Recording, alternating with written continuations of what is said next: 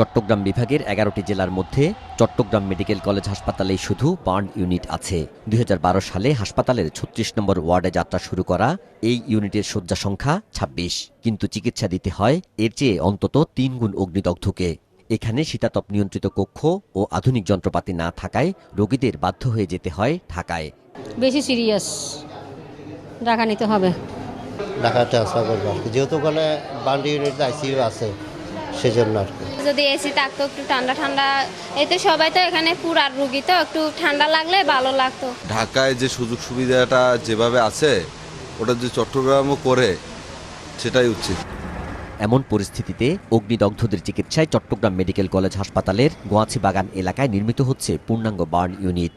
গত বছর China aid project of burn unit of Chittagong medical college hospital in Bangladesh শীর্ষক প্রকল্পের আওতায় এর কাজ শুরু হয়, যার মূল ভবনের ২য় তলা পর্যন্ত অবকাঠামো এরই মধ্যে দৃশ্যমান। আগামী বছরের মধ্যে কাজ শেষে চট্টগ্রাম মেডিকেল কলেজ হাসপাতাল কর্তৃপক্ষের নিকট হাসপাতাল ভবন হস্তান্তর করবেন চীনা প্রকৌশলীরা। এতে থাকছে আইসিইউ সহ সব আধুনিক সুবিধা।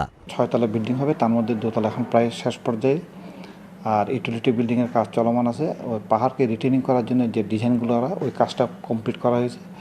ইনশাল্লাহ আগামী বছর জুন জুলাইয়ের দিকে ওটা ওরা হ্যান্ড ওভার করবে।